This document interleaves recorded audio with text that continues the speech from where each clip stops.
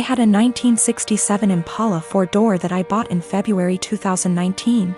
A couple months ago I bought my first house that had a 2.5 car garage. I moved the car in and started tearing it down for a complete restoration. I had the body in one bay and the chassis in another, plus the whole garage filled with parts. About 2 months ago my girlfriend came to live with me during this whole crisis and the whole time has hated that car. She wants to park in the garage, but I have 2 acres of land with a lot of nice places to park under shady trees, or hell, even in the barn if it has to be inside. I tell her tough luck, it's my house and it's not like I can just throw it back together real quick. Anyways, I was out of town for a couple days on a business trip for the small local company I work for. When I got back, my girlfriend was all smiles. Making me food all the time, doing all the chores, all that. I thought maybe she just was happy to have me home, but then I realized that I didn't see her car in its usual spot.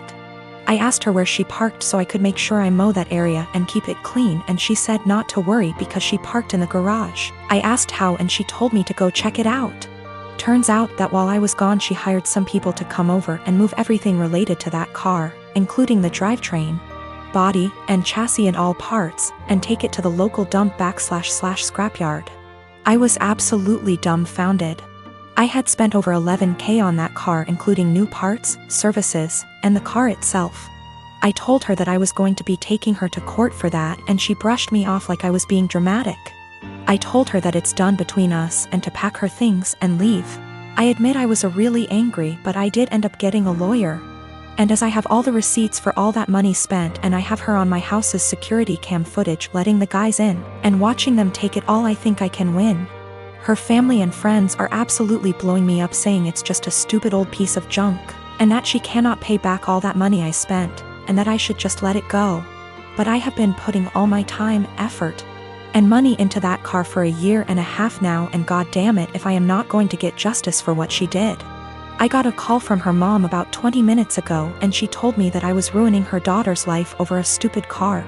I told her she ruined her own life. I've been gathering documentation and stuff and I'm about to head down to the police station and file a report, as suggested by lots here. Went to the police station last night, was told to come back in the morning.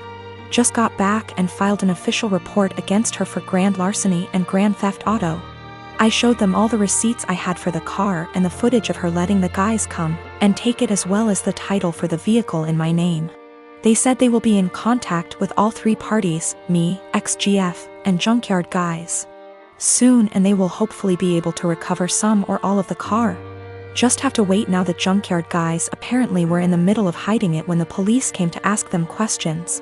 It was on a forklift and they were gonna put it on top of a pile of cars that was hidden behind more piles of cars.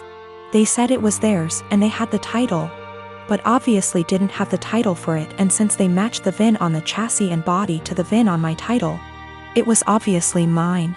I know at least one person there has been arrested.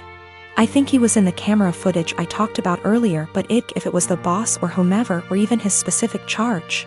They also told me they would be looking into this specific junkyard for any other vehicles reported stolen. They said they haven't been able to get in contact with my ex just yet, but they're working on it. I'm just so glad they found my car. Luckily, I made quite an album of pictures detailing me tearing down the car, and so I can use that to prove what parts they had were mine, so I can hopefully get most or all of it back. Police haven't let me take it back home yet, as they say it is evidence or something, so hopefully I can get it back eventually. Thank you all so much for the support and advice. Background about my sister. 2 years ago, my sister was killed in a car accident. She was riding with a friend to the mall, the friend's parent was driving, and teenage boy plowed through a red light while texting on his phone and hit the car my sister, Carrie, was in.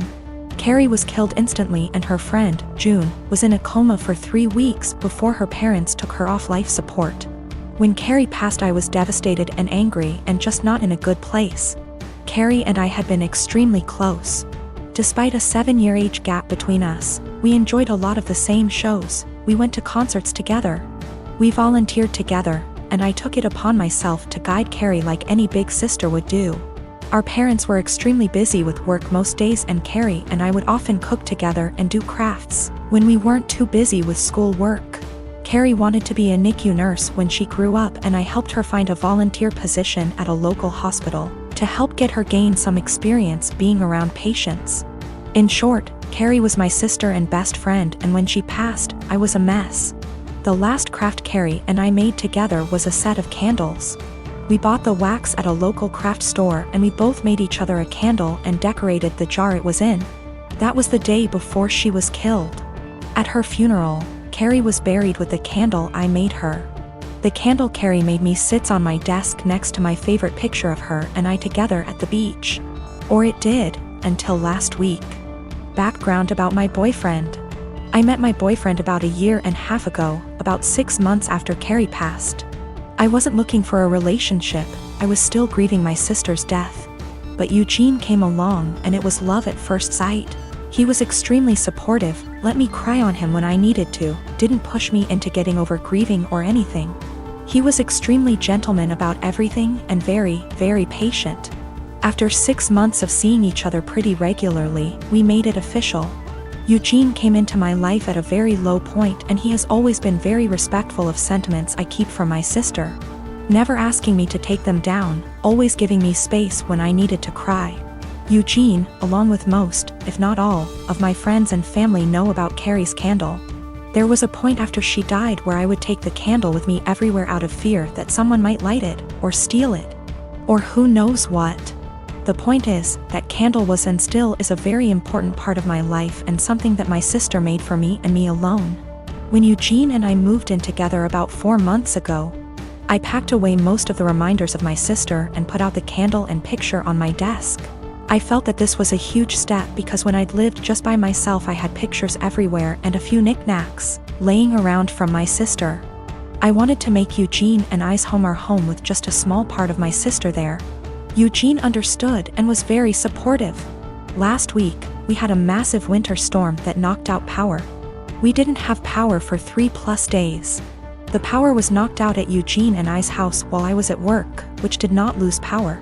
Eugene texted me that he was going to light some candles and try and get a generator, so we could have some for of power or at least be able to charge our phones / use lights / etc. Now, we have probably 30+ candles in our house. I am a huge fan of sales, and when Bath & Body Works has a candle sale, I like to stock up and get a range of scents. We have candles scattered all over our house. In the room where my desk is, there are no candles aside from the one Carrie made me. None at all, and there never has been. This room is also downstairs, where Eugene doesn't spend a lot of time, his desk is upstairs. When I arrived home from work last week, I noticed a bunch of candles burning in our living room, safely. Always monitored and not near anything that could ignite. One of these candles was the candle that Carrie had made me. I burst into tears, and when Eugene heard me crying he came out from the bedroom, where he was lighting more candles, and asked what was wrong. I was a wreck and couldn't get any words out.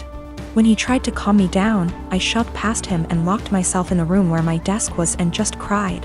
I don't know how he could be so stupid. He knew, and I thought he understood how sentimental the candle was and how much I cherished having a candle that my now deceased sister had spent time making with me just a day before she was killed. I haven't been able to speak to Eugene since it happened, Tuesday of last week. He has tried to explain why he did it, because he needed candles to be able to see, but I just can't wrap my head around it.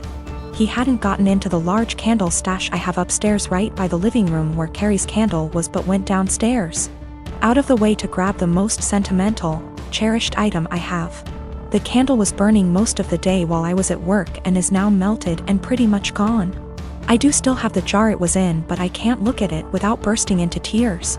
Eugene says it was an accident, but I just don't believe that. He said he was getting around to lighting the candle surplus we have upstairs, but just hadn't gotten there yet. After being home 6 hours alone with no power, I am heartbroken and feel like this is a major slap in the face. I feel disrespected. I feel like he disrespected my sister. I just don't know what to do. I don't feel like I can forgive him for this. One of my best friends lives in a different country. We met years ago online and have talked almost daily to what is approaching a decade. We have both flown back and forth once or twice a year to see the other and hang out, and we've always been there for each other's big moments. She found out last year that she is expecting her first child, and it was amazing news for us all.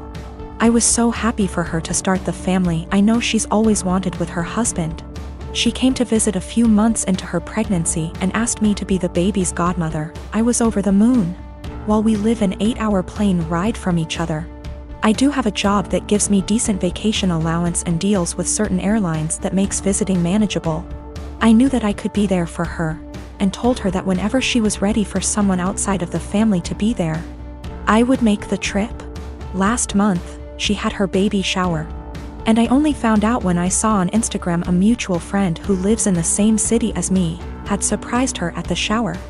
I hadn't been invited. I was a little hurt and surprised, but it was the busiest month of the year for the company I work for, and I knew she knew that. So I figured that could be the reason, sent my gift by airmail and said congratulations. However, now she's reached out to me, and told me that she has asked another friend, the same person who went to the baby shower, to be the baby's godmother, and that she only wants her child to have one. I felt like I'd been punched in the gut. I was heartbroken, and felt a bit betrayed. For 6 months I have been excited to take on the role. My own godmother lives in New Zealand, and has done for most of my life, so I knew it could work. Knew how to stay in contact and be a part of the child's life while living in another country. But now she's taken back her offer, and chosen someone else. I wouldn't be so upset if she had chosen someone who lived closer. But she has replaced me with someone who lives in the same city as me, so it's not a distance thing. We have been friends for years. I have been there with updates, support and love her whole pregnancy. And at no point was there any clue she had changed her mind, until the baby shower a few weeks ago. I don't know if I should confront her, tell her I'm hurt, or just accept her decision. It's her baby. And I would never want to force her into a decision she wasn't happy with. I just don't know what to do or say to her now. I want to let her know I'm sad that I'm missing out, but I don't want to sound like I'm whining. And I want to know why she changed her mind, but I'm scared the answer will just upset me. My partner and I want to be married, but we don't care much for the idea of having a wedding. We wanted to elope, but my mom has been telling me since I was 16, and had never even had a boyfriend, that she wanted to see me get married and she would basically never forgive me if I eloped. I do like the idea of my family being there to celebrate with us.